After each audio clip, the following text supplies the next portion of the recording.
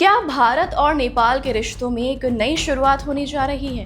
क्या पर्दे के पीछे हुई एक कथित सीक्रेट मुलाकात के बाद दोनों देशों के बीच जमी बर्फ पिघलने लगी है? और क्या भारत ने आखिरकार नेपाल के प्रधानमंत्री बालेनशाह को दिल्ली बुलाने का फैसला कर लिया है? इन सवालों ने इस वक्त कूटनीतिक गलियारों में हलचल मचा दी है।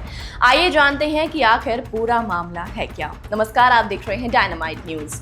नेपाल में जेनजी आंदोलन के बाद हुए चुनावों के जरिए सत्ता में आए प्रधानमंत्री बालेनशाह को भारत ने पहली बार नई दिल्ली आने का औपचारिक निमंत्रण भेजा है।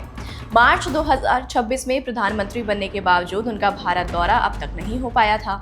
ऐसे में करीब 4 महीने बाद भारत की ओर से भेजा गया ये औपचारिक निमंत्रण दोनों देशों के रिश्तों के लिहाज से काफी अहम माना जा रहा है। भारत के विदेश मंत्रालय के प्रवक्ता रणधीर जायसवाल इस निमंत्रण की पुष्टि कर चुके हैं। उनके मुताबिक प्रधानमंत्री नरेंद्र मोदी ने बालेनशाह के शपथ ग्रहण के समय ही उन्हें शुभकामनाएं देते हुए भारत नेपाल संबंधों को और स्ट्रांग बनाने की इच्छा जताई थी। अब उसी प्रोसेस को आगे बढ़ाते हुए औपचारिक कूटनीतिक माध्यम से उन्हें नई दिल्ली आने का निमंत्रण भेजा गया है। हालांकि इस पूरे घटनाक्रम के बीच नेपाली मीडिया की कुछ रिपोर्टों ने नई चर्चाओं को जन्म दे दिया है। रिपोर्टों में दावा किया गया है कि बालेनशाह के मुख्य सलाहकार कुमार बेन ने जुलाई के शुरुआत में निजी तौर पर नई दिल्ली का दौरा किया और इस दौरान भारत के राष्ट्रीय सुरक्षा सलाहकार अजीत डोभाल सहित कुछ वरिष्ठ अधिकारियों से मुलाकात की। हालांकि कुमार बेन ने इन दावों का खंडन किया है।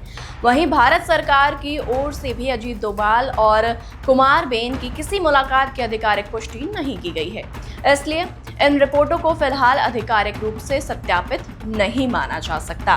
वैसे इन सभी के बावजूद कई राजनीतिक और कूटनीतिक विश्लेषकों का मानना है कि भारत की ओर से अचानक भेजा गया ये औपचारिक निमंत्रण इस बात का संकेत हो सकता है कि दोनों देशों के रिश्तों में एक नया अध्याय शुरू होने वाला है।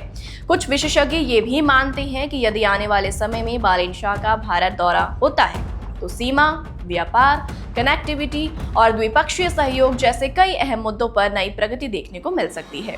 गौरतलब है कि हाल के महीनों में नेपाल के कई वरिष्ठ नेता भारत का दौरा कर चुके हैं। जून में नेपाल के विदेश मंत्री शिशिर खनाल भारत आए थे।